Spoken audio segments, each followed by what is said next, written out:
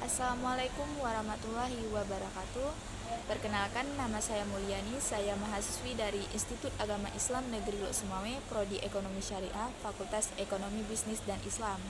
Di sini saya akan menjelaskan sedikit tentang sistem wilayah dalam perspektif ekonomi dan syariah.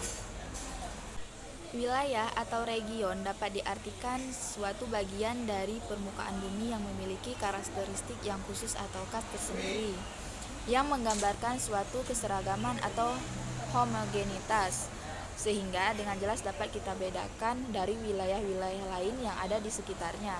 Karakteristik khas dari suatu wilayah berupa keadaan alam atau kondisi fisik, ekonomi, demografi, dan sosial budaya.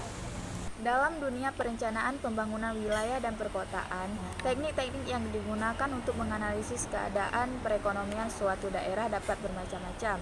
Untuk dapat menganalisis suatu keadaan perekonomian daerah tersebut, kita dapat mengetahui terlebih dahulu apa itu ekonomi wilayah. Ekonomi wilayah adalah ekonomi yang menekankan aspek ruang ke dalam analisis ekonomi. Ilmu ekonomi wilayah merupakan gabungan antara ilmu ekonomi tradisional dengan teori lokasi, yang intinya membahas pada sektor-sektor yang nantinya output dari ekonomi wilayah, yaitu pengklasteran antar sektor. Pendapatan domestik bruto atau PDRB adalah salah satu indikator penting untuk mengetahui analisis ekonomi pada suatu daerah dalam suatu periode tertentu, baik atas dasar harga berlaku dan atas dasar harga konstan. PDRB pada dasarnya merupakan jumlah nilai tambah yang dihasilkan oleh seluruh unit usaha dalam suatu daerah tertentu, atau merupakan jumlah nilai barang dan jasa akhir yang dihasilkan oleh seluruh unit ekonomi pada suatu daerah. Konsep yang harus kita ketahui yaitu konsep add value, perhitungan nilai konstan, dan perhitungan pendapatan regional. Berikut ini ada beberapa teori pertumbuhan wilayah dalam sejarah perkembangannya, yaitu yang pertama ada teori Resources Endowment. Teori ini dikemukakan oleh Harvard Proloff dan London Wiji pada tahun 1961 dalam tulisannya Natural Resources Endowment and Regional Economic Growth, yang intinya menjelaskan bahwa perkembangan wilayah berlangsung dalam 3 tahap, yaitu tahap pertama tahap pertanian, tahap kedua pertambangan, dan tahap ketiga pelayanan jasa. Pertumbuhan wilayah sangat dipengaruhi oleh ketersediaan sumber daya dan kemampuan memproduksinya untuk keperluan nasional dan ekspor. Yang kedua, ada teori export base atau economic base. Teori ini dikemukakan oleh Douglas Keynotes pada tahun 1964 dan merupakan perluasan dari teori Resource Endowment. Intinya dari teori ini adalah sektor ekspor yang berperan penting dalam pertumbuhan wilayah, karena sektor ekspor dapat memberikan kontribusi penting tidak hanya kepada ekonomi wilayah tapi juga untuk ekonomi nasional. Wilayah dengan tingkat permintaan yang tinggi akan menarik investasi dan tenaga kerja.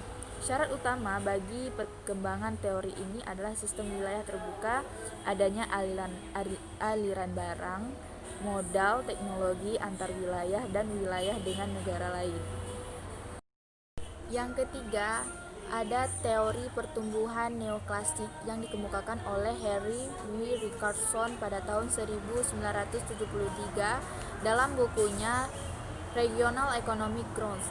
Teori ini mengatakan bahwa pertumbuhan wilayah tergantung pada 3 faktor. Yang pertama, faktor tenaga kerja, yang kedua ketersediaan modal, dan yang ketiga kemajuan teknologi.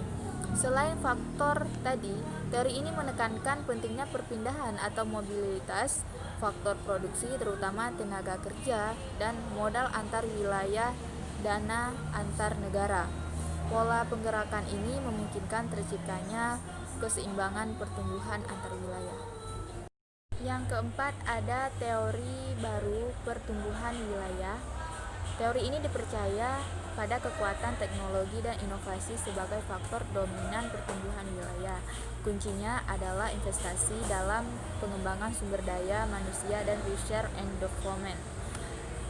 Teknologi yang tinggi dan inovasi yang didukung sumber daya manusia yang berkualitas adalah syarat meningkatnya pertumbuhan wilayah. Asumsi ini memberikan pengertian bahwa suatu daerah dapat memiliki sektor unggulan apabila memenangkan persaingan pada sektor yang sama dengan daerah lain sehingga dapat menghasilkan ekspor. Itulah sistem wilayah dalam perspektif ekonomi. Selanjutnya kita akan membahas sistem wilayah dalam perspektif syariah. Sejak diperintahkan Nabi Muhammad SAW hijrah dari Mekah ke Madinah, sesungguhnya landasan yang fundamental dalam perencanaan dan pengembangan wilayah dan kota. Kata hijrah hanya dilihat sebagai bentuk nilai-nilai, namun dibalik semua itu, itulah inspirasi yang mendasar dalam program pengembangan wilayah atau kota. Setibanya Nabi Muhammad SAW dan pengikutnya di Madinah, terjadi perubahan di mana Madinah berperan sebagai pusat perdagangan, sosial, pemerintahan, dan lain-lain. Sementara kedudukan Mekah tetap sebagai kota dan dengan fungsi pusat ibadah. Pembangunan tata ruang semasa kehidupan Nabi Muhammad SAW tidak menjadi fokus utama, mengingat pada masa itu beliau dan para sahabat lebih memfokuskan pada syiar agama Islam dan berjihad untuk tegaknya Islam. Landasan atau pijakan awal yang ditanamkan oleh Nabi Muhammad SAW di Madinah adalah bangunan Masjid An-Nabawi, ukurannya 70 hasta dan lebarnya 60 hasta, atau panjangnya 35 meter dan lebarnya 30 meter. Bangunan masjid yang beliau dirikan semasa sahabat yang lambat laun menjadi sentra aktivitas di dalam kawasan masjid, menempatkan beberapa fungsi ruang dan pemanfaatannya tereklarasi satu sama lain. Masjid An-Nabawi tidak hanya menjadi tempat ibadah, akan tetapi juga berfungsi sebagai tempat dakwah, pendidikan, hingga menempatkan tawanan perang pada masanya dan beberapa fungsi lainnya.